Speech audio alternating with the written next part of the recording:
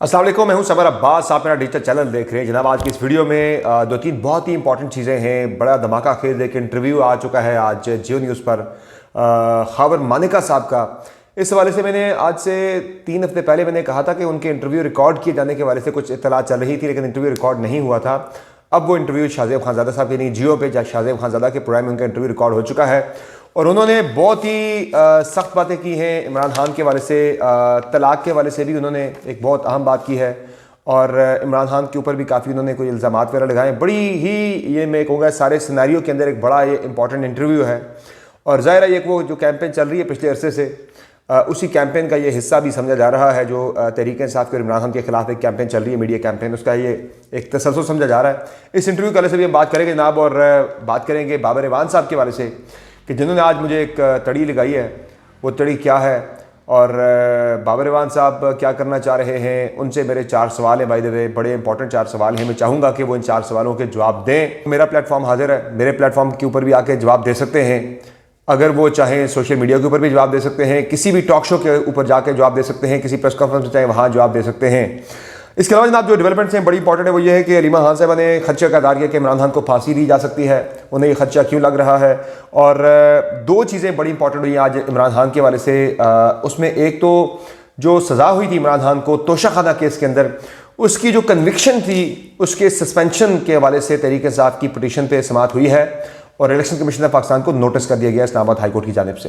दूसरा, cipher case के अंदर जो खुफिया ट्रायल होता रहा, यानी खुफिया ट्रायल से मुराद यह है कि जो जेल ट्रायल होता रहा, इन कैमरा ट्रायल हुआ, वो सारा ट्रायल जो है अब इस नहज पे चीज़ें आ गई हैं कि वो कलअदम हो सकता है सारे का सारा ट्रायल। अब तक की जो इमरान खान की जो उन पर लगी थी फर्द जुर्म, वो भी सारी उड़ सकती है। होने के जा रहा है आपको बताएंगे इस वीडियो के अंदर। और एक अहम चीज़ और भी ये भी है कि चीफ जस्टिस ऑफ पाकिस्तान के ऊपर इल्ज़ाम है कि आज जो आमना मलिक साहिबा हैं, जो दरख्वास्त गुजार थी जस्टिस सरदार तारिक मसूद के खिलाफ, उन्होंने आज बड़े सख्त किस्म के संगीन इल्ज़ाम लगाए हैं चीफ जस्टिस ऑफ पाकिस्तान के ऊपर और कहा है कि चीफ जस्टिस ने मुझे थ्रेटन किया कि ऐसी जगह फेंकूंगा, ऐसी जगह भेजूंगा जहां से वापस भी नहीं आ सकूंगी। ये माजरा क्या चल रहा है मामला, इस पर आपको मैं बताऊंगा, डिटेल आपसे शेयर करूंगा।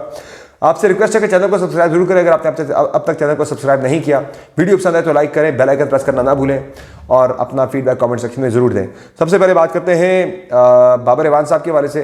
अहम मामला है बाबर इवान साहब के हवाले से। मैंने कल एक वीडियो के अंदर बात की थी, अपने गुज़श्ता रोज़ के व्लॉग के अंदर मैंने कहा था कि इस्लामाबाद के साफ़ी हलकों के अंदर कुछ खबरें गर्म हैं कि एक वकील का और एक प्रॉपर्टी टाइकून का इंटरव्यू आ सकता है इमरान खान के खिलाफ, या उनकी प्रेस कॉन्फ्रेंस आ सकती है। और ये खबरें गर्म इस्लामाबाद के अंदर। मैंने उन खबरों को कोट करते हुए मैंने एक अपना मौक़िफ़ दिया था, अपना पॉइंट ऑफ व्यू मैंने उसमें ये दिया था कि मुझे नहीं लगता कि बाबर इवान ऐसा करेंगे। कि बाबर इवान साहब 2 रोज़ पहले ही उन्हें मैंने उमर अयूब साहब के घर पर देखा था, उनके वालिद के जनाजे में। तो अगर उन्होंने तहरीक इंसाफ छोड़नी होती है, तहरीक इंसाफ से राहें जुदा करनी होती, तो तहरीक इंसाफ के लोगों के साथ वो राह और रस्म या मरासिम ना रखते।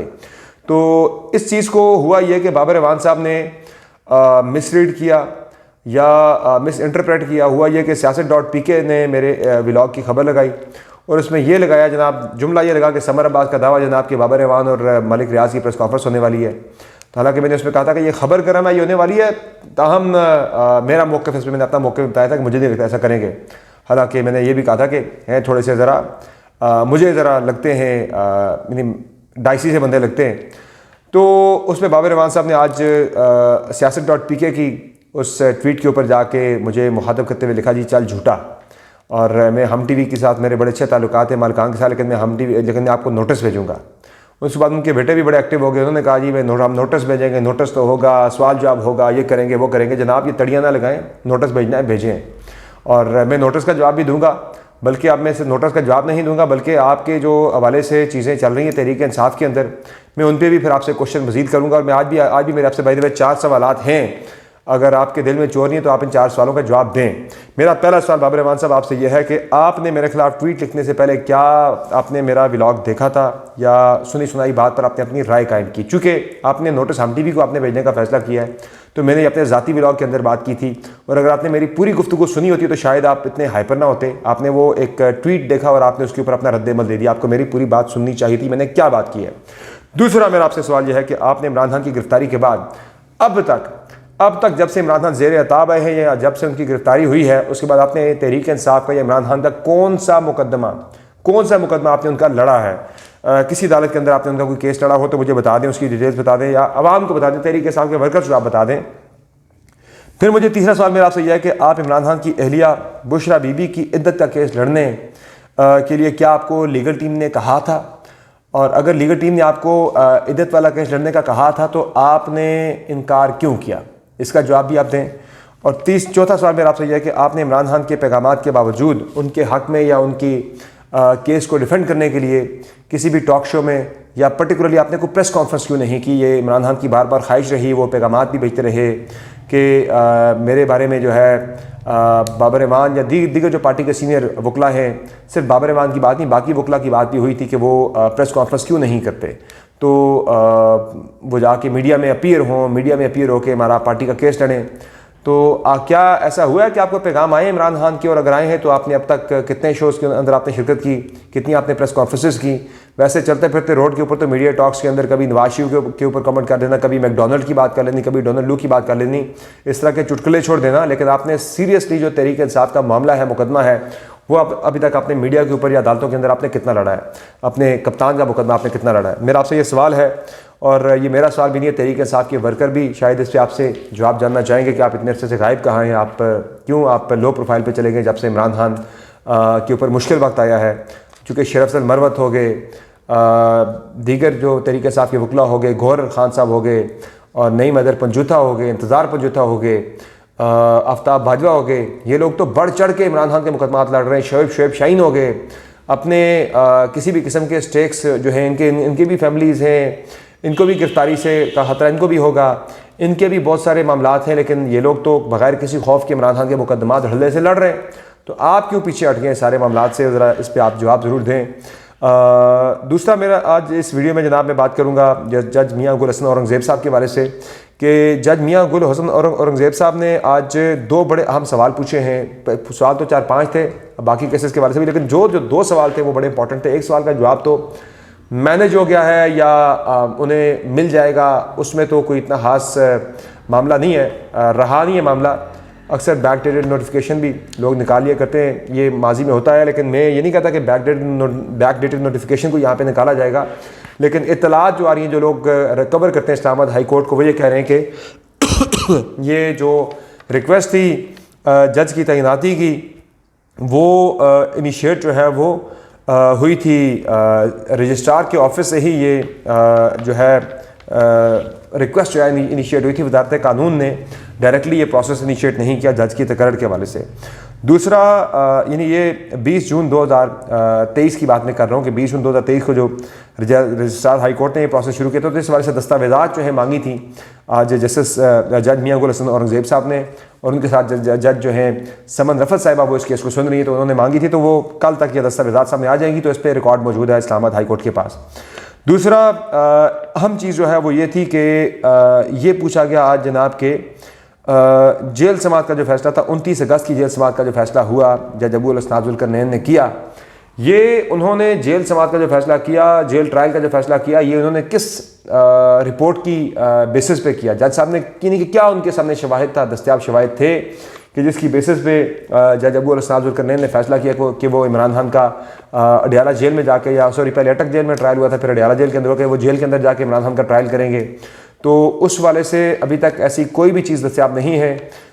उन्होंने जस्ट एक रिपोर्ट उनके पास थी ज़ुबानी, यानी कि हेयर से के ऊपर ने कहा गया कि खतरात वगैरह, तो उन्होंने एक फ़ैसला कर लिया। तो ऐसी कोई भी उनके पास जो है इन राइटिंग कोई भी थ्रेट जो है इमरान खान के हवाले से उनके पास मौजूद नहीं थी कि उन्होंने जनाब जेल ट्रायल के हवाले से फ़ैसला किया। तो इस पर अब जो जितना भी जेल ट्रायल साइबर केस के हवाले से हुआ है, वो सारे का सारा अगर कोई भी इस पर मुतमईन नहीं कर पाते, अगर ये लोग जज मुतलका या वजारत कानून या जो सिक्योरिटी इदारे हैं वो मुतमईन नहीं कर पाते, या रजिस्ट्रार मुतमईन नहीं कर पाते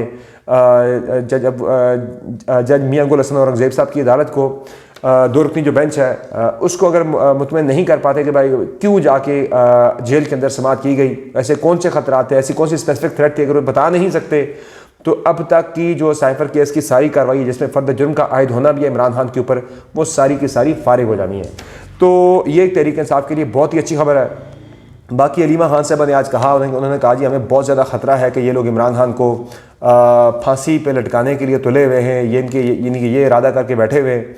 चूँकि जो बेल के अंदर लिखा गया था कि इस केस के अंदर जो मैक्सिमम पनिशमेंट है वो सज़ाए मौत भी है, उम्र कैद भी है, तो वो इसलिए लिखी जाती है। मैंने इस पर वजाहत की थी अपनी पिछली वीडियो में, मैंने बताया था कि अमूमन ये प्रैक्टिस होती है, लीगल प्रैक्टिस होती है कि बड़ी सज़ा इसलिए लिखी जाती है बेल के केस के अंदर ताकि अगले फोरम पे नहीं, अपलेट फोरम पे जब ये मामला जाता है, सुप्रीम कोर्ट में जाता है या हाई कोर्ट में जाता है आगे, वहाँ से जब वो कंसिडर करते हैं ज़मानत, वहाँ जाके रखती है अपील में, तो वो देखते हैं भाई कि इस केस के अंदर सज़ा अगर बड़ी हो तो फिर उसमें ज़मानत नहीं दी जाती। तो या जानबूझ के ये बड़ी सज़ा दिखाई गई है कि ये बड़ी सज़ाएँ मौजूद हैं इस केस के अंदर बनती हैं, तो ताकि वहाँ से बेल ना मिल सके। तो खैर इसमें एक वो आपको वो भी नज़र आता है इंटेंट भी कि भाई बेल ना हो किसी सूरत में भी बंदे की, लेकिन अदालतें ऐसा करती हैं अमूमन, ये कोई बहुत कोई स्पेशल चीज़ नहीं है।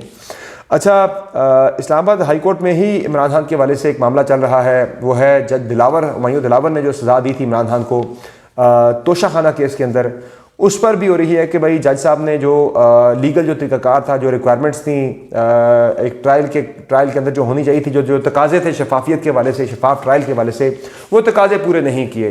तो उस पर आज अदालत ने इलेक्शन कमीशन ऑफ पाकिस्तान को नोटिस कर दिया है, और इसमें यह चूँकि इमरान खान इस वक्त नाअहल हैं, वो इलेक्शन नहीं लड़ सकते, इसलिए नाअहल हैं कि वो सज़ा याफ्ता हैं, उन्हें एक अदालत से सज़ा हो चुकी हुई है, उनकी ज़मानत गो के हो चुकी थी, उनकी सस्पेंशन ऑफ सेंटेंस हुई थी, उनकी जो सेंटेंस थी वो सज़ा उनकी मुअत्तल हुई है। हालांकि सज़ा होने के बाद जो उनकी कन्विक्शन होती है, जिस कन्विक्शन की बेसिस पे सज़ा होती है, वो कन्विक्शन जो है वो सस्पेंड नहीं हुई। कन्विक्शन जब तक रहती है, कन्विक्टेड है इमरान खान इस केस के अंदर, बेल होना अलग मामला है, लेकिन कन्विक्टेड तो अभी तक हैं, जब तक उनकी अपील में जाकर उनके हक़ में कोई फैसला नहीं आता या पूरी जो कन्विक्शन है वो सस्पेंड जब तक नहीं हो जाती, इमरान खान इलेक्शन लड़ने के लिए अहल नहीं हो सकते।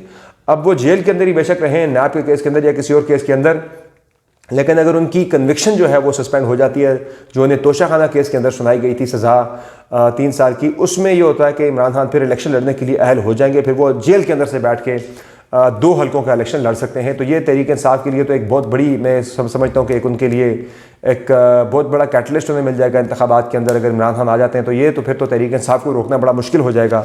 अगर इमरान खान इंतखाबी मैदान के अंदर लड़ रहे होते हैं, वो जेल से बैठ के अगर प्राइम मिनिस्टर का इलेक्शन लड़ते हैं, तो फिर तो PTI के वर्कर्स का जोश व वलवला शायद किसी और लेवल पे होगा, नेक्स्ट लेवल पे होगा।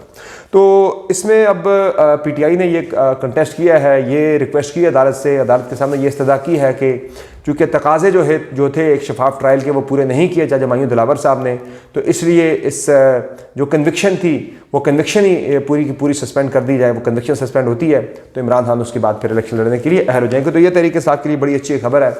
बाकी चीफ जस्टिस साहब ने थ्रेटन किया है जनाब मुबैना तौर पर जो आमना मलिक साहब हैं, दरख्वास्त गुजार शिकायत कुनंदा हैं जस्टिस सरदार तारिक मसूद के खिलाफ, इन्हें बुलाया गया था। सरदार तारिक मसूद साहब ने आज उनसे सवाल किया आमना मलिक से, हालांकि बनता नहीं था चूँकि तारिक मसूद के खिलाफ ही इन्होंने शिकायत दायर कर रखी है सुप्रीम जुडिशल काउंसिल में, तो सरदार तारिक मसूद का सवाल करना नहीं बनता था शिकायत कुनंदा से, बाकी लोगों का बनता था।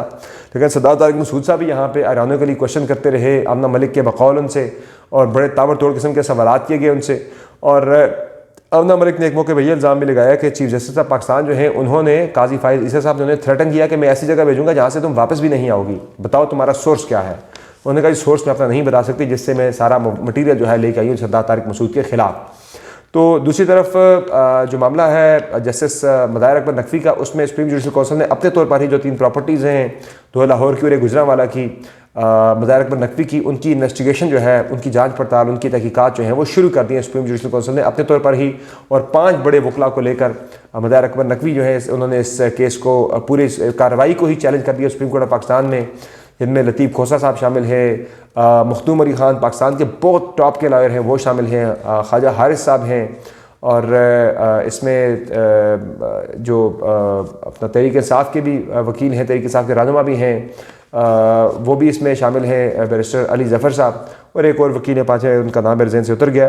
तो ये बड़ा अहम मामला है जनाब। इसमें अब उन्होंने चैलेंज कर दिया है, तो अगर बनती है फुल कोर्ट इसमें, तो फुल कोर्ट के अंदर भी कुछ जजेस पे एतराज़ होगा जिनका नंबर इनके बाद बनता है। हर ये खुद तो चीफ जस्टिस की दौड़ में नहीं है, लेकिन अगर ये निकलते हैं तो कुछ लोगों की चीफ जस्टिस बनने के वाले से उनको ये चीज़ फेवर कर सकती है। तो कॉन्फ्लिक्ट ऑफ इंटरेस्ट के ऊपर कुछ जजेस भी उठेंगे, तो लगता है कि ये मामला मुझे मदायर अकबर नकवी के हक़ में जाता हुआ नज़र आ रहा है।